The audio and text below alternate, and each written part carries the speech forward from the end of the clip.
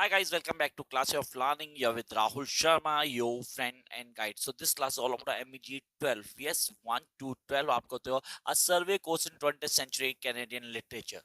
A survey course in 20th century Canadian literature, and here we need to know about the expected question that we guys need to prepare for the upcoming exams. अब आपने कहा कौन कौन से questions हमें करने हैं for the upcoming exams, कैसे क्लियर करेंगे. Concept clarity is the key.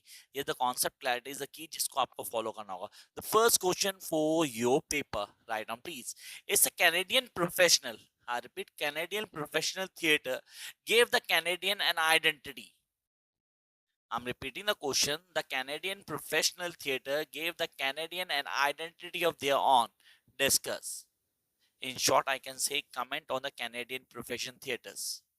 Yes, Canadian profession theatres, how they give Canadians an identity. तो उसको क्लियर करना है आपको. ये हो गया हमारा वेरी फर्स्ट क्वेश्चन जो आपको ऑन टिप करना है for your upcoming examinations. Come to the second question. Explain the treatment of nature. I repeat, explain the treatment of nature found in the first and second phase of Canadian literature. Found in the second and first, so the first or second phase of Canadian literature. ये दोनों आपको बहुत अच्छे clear होंगे. पहला तो आ गया Canadian professional theatre, दूसरा आ गया हमारे पास कि क्या ट्रीटमेंट दी जाती है हम जब बात करते हैं फर्स्ट और सेकंड कैनेडियन लिटरेचर के कॉन्सेप्ट्स को. तो yes, these are the two question जो आपके दिमाग में होने चाहिए. Come to the third question. Trace the different stages of Canadian history. ये क्वेश्चन 100% एग्जाम में होगा guys, and I really want you guys to do this. आप कहते हो trace the different stages of Canadian history from the first and second settlers of the present age. अब तो from the first settlers of the age, first and second नहीं, first settlers of the age, इसको दिमाग में रखना. तो ये हो गए first three question. Come to the next question, question number 4, and this is the most expected question. Explain the role of geography. Explain the role of geography in shaping the Canadian imagination. Short note पे आता है Canadian imagination पे, तो उसको आपने on tip कर लेना है. कहता है explain the role of geography in shaping the Canadian imagination. Next question. Write an essay on a modernism and post modernism. Write an essay on the modernism and postmodernism with the reference of Canadian literature. आपको reference देनी है Canadian literature की with the first modernism and post modernism. Come to next question. Write a critical appreciation of one of the following. अब एक critical appreciation आ गया sir. Canada place in commonwealth poetries. Yes, Canada's place in commonwealth poetry. तो क्या है Canada का place Canadian Commonwealth poetry की बात करता हूँ उसमें. Second, Canadian nature poetry. Yes, Canadian nature poetry. Third, chief characteristics of 20th century Canadian poetry.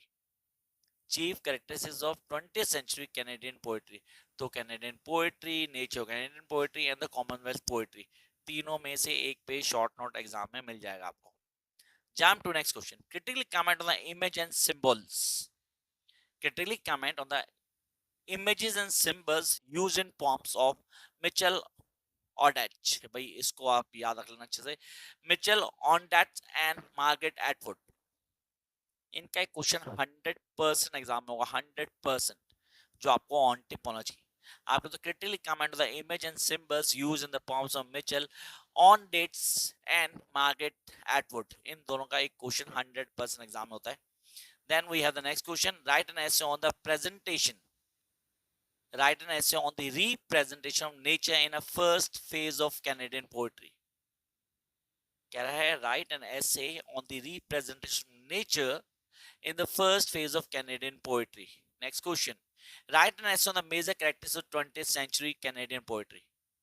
Write an essay on the major characteristics. I repeat.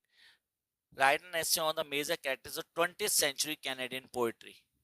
I hope यहाँ तक सारे question आप लोगों ने लिख लिए and you be able to understand. अब आते हैं मेजर प्लेस पे. सबसे पहले सरफेसिंग. 100% पेपर में होगा क्वेश्चन. 100% फ्रॉम सरफेसिंग आपको ऑन टिप होना चाहिए. कहता है explain Atwood treatment of anti Americanism in surfacing.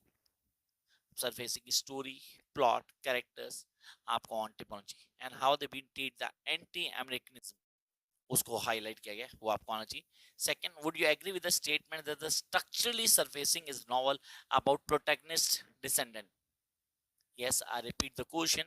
Would you agree with the settlement or the statement that was structurally surfacing is a novel about the protagonist descent exploration and return, उसको define करना है आपने. Next, surfacing has been considered the novel of the right deep passage, a novel of intimation into maturity. Justify the statement. I repeat, surfacing has been considered the novel of the right deep passage. Right deep passage को inverted commas में लिखना, जिसका meaning है novel of the intimation into maturity. Comment. Next, कहता है explain Margaret Atwood treatment of anti-American surfacing. पहले बता चुका हूं आपको. Write a critical note on naturalism in the tin flute. अब आपके दिमाग में होना चाहिए क्या है, उसके कॉन्सेप्ट क्या है.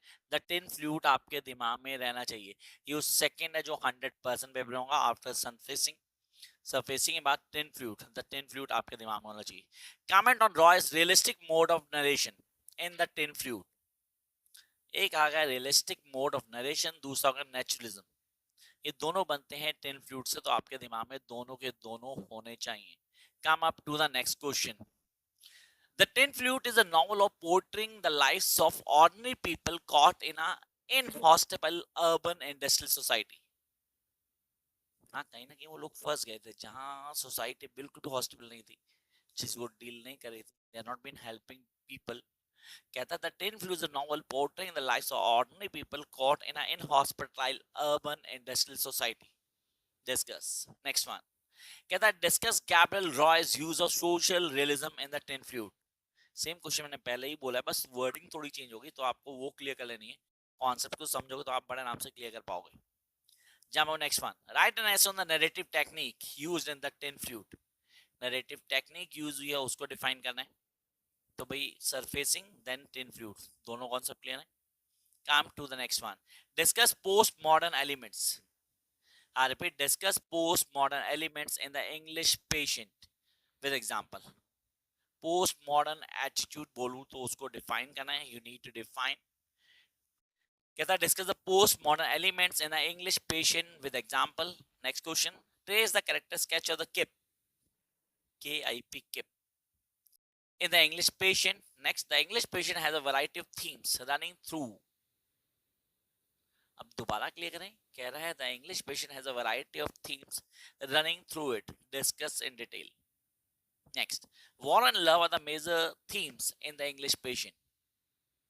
पहले सरफेसिंग आया, द टिन फ्लूट आया, फिर आ गया English Patient. I hope you are writing this. शुरुआत आपने यहीं से करनी है, rather than वो जो क्वेश्चन कहते हैं इन प्लेस को स्टोरीज को ऑन टिप कर लेना आपने. Come on next part. Here we have the next question. कह रहा है write a brief note on the recent development of Canadian drama. अब हम ड्रामा पे आ गए. Yes sir, we are talking drama, तो ड्रामा क्लियर करना है, लेकिन उससे पहले एक शॉर्ट स्टोरी के क्वेश्चन लिख लेते हैं. Write down please. Describe the Indian immigrant experience. Describe the Indian immigrant experience of Canada found in swimming lessons. Swimming lesson, रोहितान मिस्त्री आपको याद होना चाहिए. And them door shut behind. अच्छा, them door shut behind me. इसको भी अच्छे क्लियर करना भाई, ये पेपर में आने के चांसेस हैं, लेकिन स्विमिंग लेसन पहले करना. Discuss the theme of the Gnostic and रोहितान मिस्त्री swimming lesson. Come to next question. Exploration is the common theme liking the two stories, Sunday afternoon and where's the voice coming from.